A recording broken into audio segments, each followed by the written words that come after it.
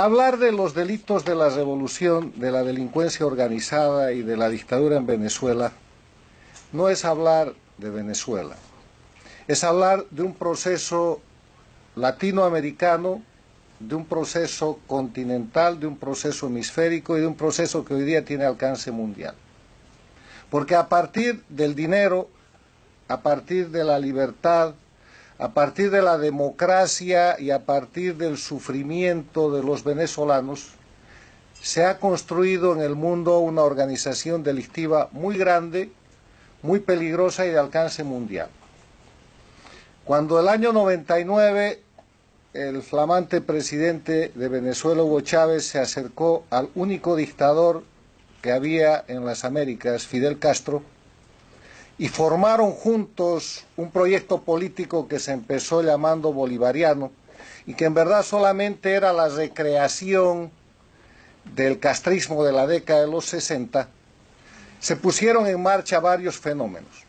En la política se puso en marcha el activismo violento que empezó a derrocar gobiernos. Sucedió en la Argentina con De la Rúa, después en el Ecuador, después en Bolivia con Sánchez de Lozada en el 2003, después de nuevo en el Ecuador. Hace tiempo que no caían gobiernos. Claro, la década del 90 fue una década tranquila porque el castrismo, la dictadura cubana, no tenía dinero para conspirar ni para llevar adelante procesos subversivos, porque se había caído el muro de Berlín, se había terminado la Unión Soviética y no había subvención. Y la Cuba castrista dictatorial se estaba extinguiendo en su proceso del periodo especial. Pero llegó Chávez y los cubanos castristas hicieron lo que sabían hacer, primero políticamente, subversión. Segundo, pusieron en manos de Chávez el proyecto de la expansión de la revolución castrista en las Américas y reemplazaron el foquismo por el electoralismo. Y con el dinero de Chávez, de los venezolanos y el discurso populista, se apropiaron de las herramientas de la democracia y empezaron a ganar elecciones, entre comillas, para tomar el poder y a partir del poder destrozar las democracias con los instrumentos de la democracia. El primer ejemplo fue Venezuela. Chávez juró sobre la moribunda Constitución, hizo su constituyente y ese fue el principio del fin, porque empezaron a hacer legal lo inconstitucional, empezaron a hacer constitucional lo ilegal hasta legalizar el crimen e institucionalizar a través de lo que yo llamo leyes infames como normales y regulares acciones verdaderamente criminales. Pero eso no se detuvo en Venezuela. Se expandió por toda América y casi que tocó a Estados Unidos. Recuerden ustedes a Chávez promoviendo y otorgando dinero, combustible, petróleo y recursos en el Bronx de Nueva York, en estados de los Estados Unidos, o expandiéndose como ha logrado expandirse con un partido en España. Chávez manejó el dinero venezolano a discreción para crear dos cosas: darle vigor al proyecto criminal político castrista que había fracasado de manera armada con las guerrillas de los 60 y los 70 después de ensangrentar no solamente el continente sino también parte del África, y crear un mecanismo de control del poder al servicio del crimen organizado. Ese es el resultado que tenemos hoy día, del cual se ha librado por mecanismos democráticos la Argentina, del cual ha salido el Brasil al suplantar el gobierno del Foro de Sao Paulo, de Lula y de Rousseff, que está demostrándose su corrupción. El que resistió siempre el Perú, aunque sus dirigentes políticos con la otra mano participaban de la corrupción estándar a través, por ejemplo, del proyecto de Brecht o de lo que se llama lavallato, en el que cayeron los países del denominado Petrocaribe y aún se sostienen con el soborno del petróleo que les compra su voto a nivel internacional para sostener la mafia del socialismo del siglo XXI o del castrochavismo en los organismos internacionales, y que acaba de ser derrotada hace unos días con la primera votación histórica en la Organización de Estados Americanos, en cuyo Consejo Permanente la democracia ha derrotado al crimen organizado con el primer voto mayoritario que ha habido en contra de la dictadura de Maduro en Venezuela. Es que el tema es que a partir de esta situación hay dos Américas.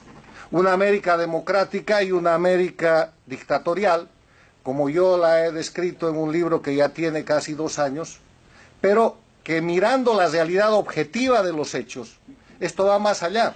Hay una América democrática y una América dictatorial que se ha convertido en América criminal.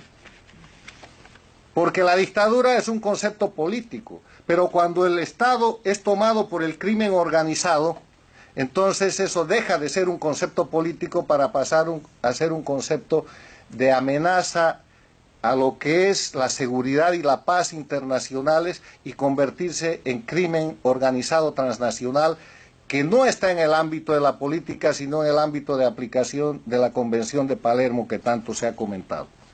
Ustedes conocen que la democracia, como política, tiene como elementos esenciales el respeto a los derechos humanos, la libertad, el Estado de Derecho, la división e independencia de poderes, las elecciones libres y justas y la libre organización política. Hay que aceptar también que en democracia hay corrupción. Hay corrupción donde hay ser humano, pero la democracia permite prevenir, acusar, sancionar y recuperar lo que se ha producido en materia de corrupción. Y si no, miren lo que está pasando en el Perú con presidentes, expresidentes presos, legítimamente perseguidos por casos de corrupción, lo que está pasando en el Brasil con Lula, y compárenlo con lo que está pasando en Venezuela, donde pese a 35 o 50 millones que recibió el dictador, nada vuela, o lo que pasa en el Ecuador, que es un país de este grupo de las dictaduras del crimen organizado que está tratando de salir, pero que todavía con la otra mano encubre y no termina de incorporarse a la democracia. En cambio, en las dictaduras del crimen organizado, la corrupción es un elemento esencial, porque convierten ese elemento esencial en delitos de acción habitual para hacer leyes infames a través de un poder legislativo controlado, para controlar un poder judicial que produce encubrimiento, impunidad y que termina formando narcoestados. En esa dinámica, hoy día tenemos en América a Cuba, que es el líder de este grupo. Es un líder que ha puesto fuera de su territorio el centro, el hub del manejo, el eje del manejo del crimen organizado, que va del narcotráfico a los delitos que puedan imaginar, incluidos los delitos contra la libertad y la trata de personas que aquí se han comentado. Y ese hub que está ubicado en Venezuela está operado por la dictadura más antigua de las Américas. Es el castrismo el que está detrás de esto y tiene sus satélites en el gobierno del dirigente cocalero que también ha convertido a Bolivia en narcoestado, Evo Morales, y en otro lugar de lavado de dinero y de encubrimiento de una serie de delitos a través de simulaciones empresariales, que es Nicaragua con el dictador Ortega. Y este es un grupo muy poderoso. Ese hub que opera en Venezuela tiene control de estados, tiene poder político, tiene control de la fuerza a través de las policías y fuerzas armadas que subordinan y tiene control del poder judicial. Pero además tiene influencia internacional.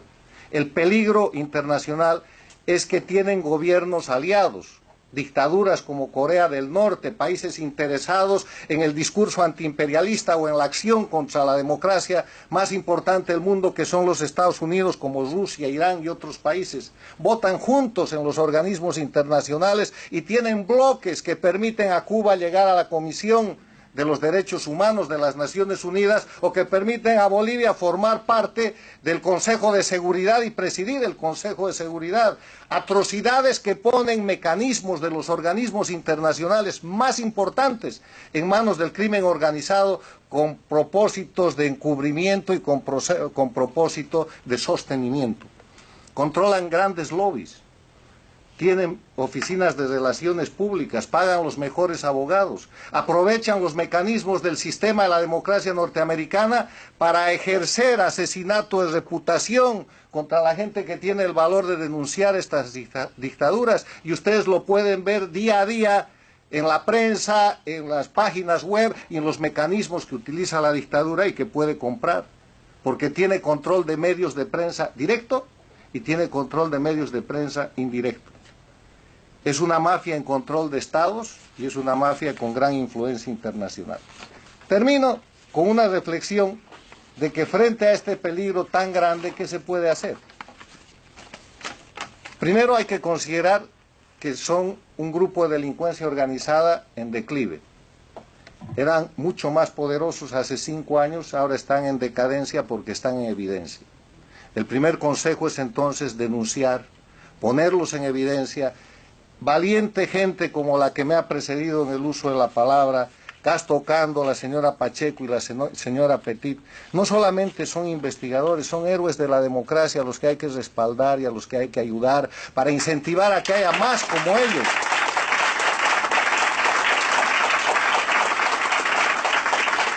Porque para hacer lo que ellos hacen, no solamente hay que ser experto, no solamente hay que ser estudioso, serio, hay que ser valiente.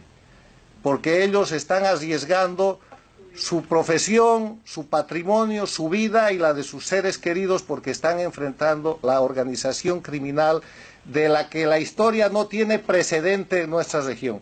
La organización criminal más grande sobre la que no hay precedente en la región ni en el hemisferio.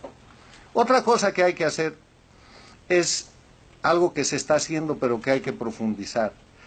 Y es hacer que los países que han empezado a defender la democracia no lo hagan por una consideración al pueblo venezolano o a las migraciones masivas que se producen o a la crisis humanitaria que hay allá, porque procesos similares se están viviendo de una u otra manera en Bolivia, en Ecuador, en Nicaragua y qué digamos en Cuba. Lo hagan por interés propio.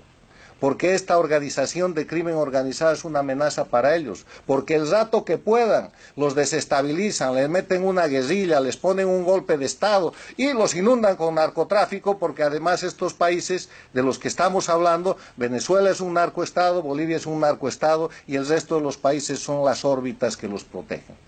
Yo termino agradeciendo para dar lugar al debate y diciéndoles que este es el gran desafío para la gente que defiende la democracia. Separar la política del crimen. Los políticos pueden tener errores, pueden cometer delitos, pueden tener, y hay corruptos políticos, hay políticos corruptos, pero eso está muy lejos de lo que es la organización criminal que ha logrado controlar el poder político, que no son políticos, que no son gobernantes, que no pueden ampararse en la soberanía para proteger sus crímenes, que no pueden usar el derecho de haberse apropiado de estados para seguir ejerciendo el crimen y para pedir inmunidades y privilegios. Y esa es la gran tarea. Hay que separar la política del crimen organizado y señalar con claridad que Cuba, Venezuela, Bolivia y Nicaragua y el Ecuador en sospecha, si es que las cosas no son más claras, y Colombia bajo amenaza, están bajo la sombra y control del crimen organizado transnacional. Gracias.